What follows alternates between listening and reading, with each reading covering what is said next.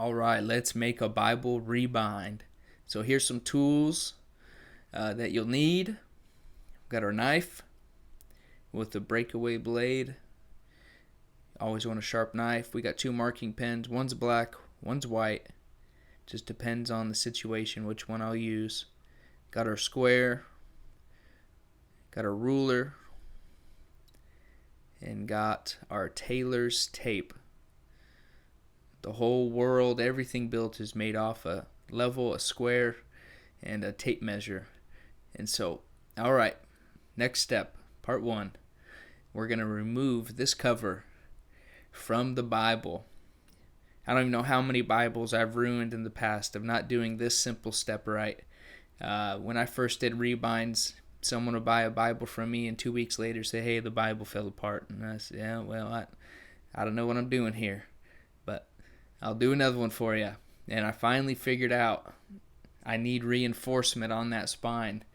And so with a paste down liner, it'll be under the liner, that reinforcement. But if you have a leather lined cover, which we're making for this customer, it doesn't go under the leather. It actually wraps the Bible. And I learned this when back in the day I took apart a Chant Allen 53. I took apart a Chant Allen 63. I took apart a few ESV calfskin covers. I mean, I ruined expensive Bibles early on because I needed to figure out how these premium Bibles were put together. And there wasn't premium Nelsons or premium Zondervan Bibles then. The only premium Bibles made were with a leather-lined cover were old school Oxfords, like old school Cambridge Bibles that I knew of.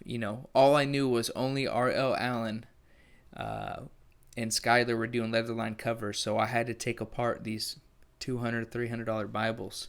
So you see, we got the original reinforcement that is on the spine and wraps the block now. We're good to go. So now we're going to do our measurements, get our tailor's tape. First, we're going to do our wrap measurement. And it's hard to get this measurement. Actually, it's impossible to get this measurement without removing the Bible's cover. So now we're getting our numbers. If it's, a 32nd or a 16th above or below, I'll kind of just round up and just kind of note in my head to make the side numbers a little tight. And so now I got my wrap mark, I got my height, got my spine. And so next we're going to measure the thickness of the Bible. And it's important to get this because they're two different. They're sometimes different. Sometimes the spine's thicker. In this case, the page edges are 3/4 and our spine was 7/8. So we have two different numbers. So now we have our measurements for the leather cover. Here's our navy Sokoto goatskin, premium stuff. This stuff is hard to work with. You'll see later on. But here's getting our square, getting our marking pen. There's my face. Yeah, and it was pretty difficult doing this rebind with a camera in your face. I'm going to have to figure out a different solution. That's why the camera seems so far away because, I'm usually like right on top of the workbench and now I'm having to stand up straight and try to do this. So it's pretty difficult actually. So here I'm marking my yap length along with the fold over length, 1/4 inch fold over. And so now I got the sides, I'm getting the top and bottom. And I did edit this video a little bit, but I didn't edit it much. So, however long this video is, maybe add, a few minutes and you'll see, how long it took me to get to this point. Here I'm going to cut all the excess off. And a real important step is to not cut right on the line. I actually hold it back about 1/8 past the line because I want a little bit of extra on the edges for when I skive.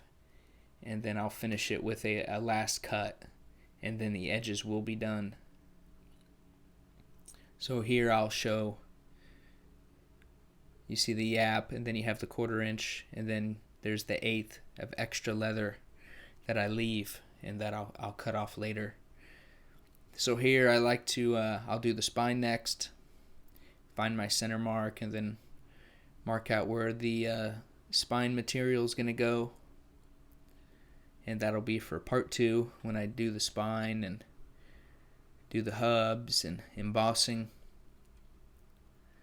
Here I'm making sure that I did get center. Just do a little quick confirmation.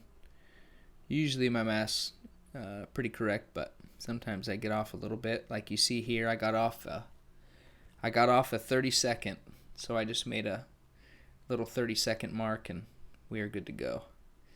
So there, I'm doing my spine, my 7/8 length, which is what, 7/16? Is that half? So there we go. We're mark the sides, then I mark the center. I don't mark all the way down, I just mark where center point is, and then mark the next. And now we are on to the next step. Next we are going to skive. So here is my edge corner tools. The cap is from a cologne bottle, and the next one's from, I don't know, I took a tool apart and it had that thick washer on it. But if you go back to the video and pause it, you'll see, there's my head, because the camera's in my way.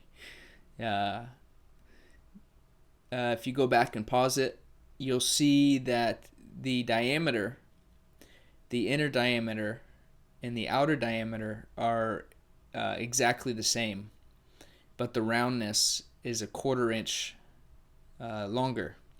Wish I knew how to put that in words better. But if you find an inner diameter that you like for the liner, then find an outer one around something, washer, whatever it may be, and just make sure it's equal all the way around, and then you'll have the tools you need to do your edges right.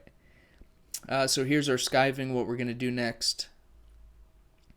We got our knife, our German skiving knife, our slab of marble, and our 1500 grit sandpaper. And get it wet, and I sharpen it every time.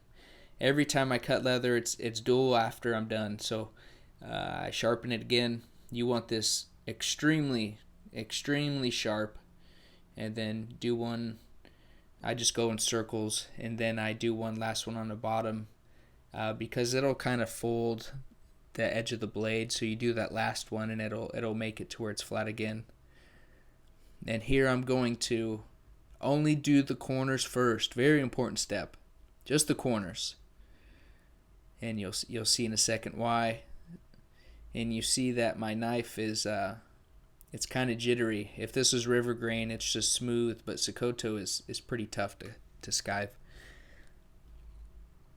So I only did the corners first and not the center sections because I want to make these markings. I don't want to think again.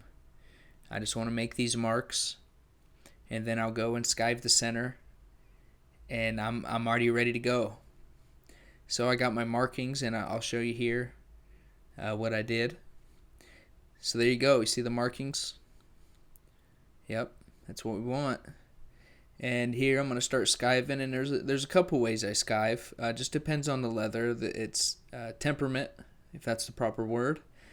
If it, river grain, and if it's stiffer and not really soft and loose, I will just go all the way down with a single cut, and it takes me a few seconds. But with Sokoto, it's so wavy and likes to stretch that I only will do, like 1.5 inches at a time, if that, and cutting straight up.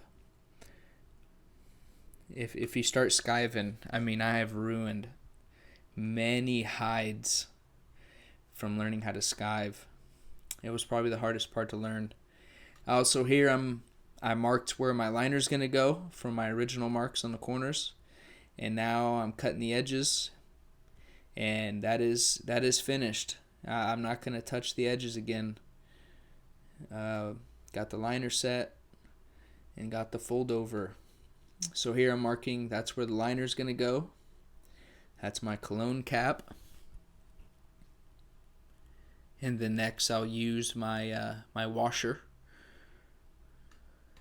whatever you want to call it. I'm not sure. I got it from a hammer, I think. I think I took apart like a cheap like leather hammer, and it was just perfect. So there, now I'm going to cut the edges,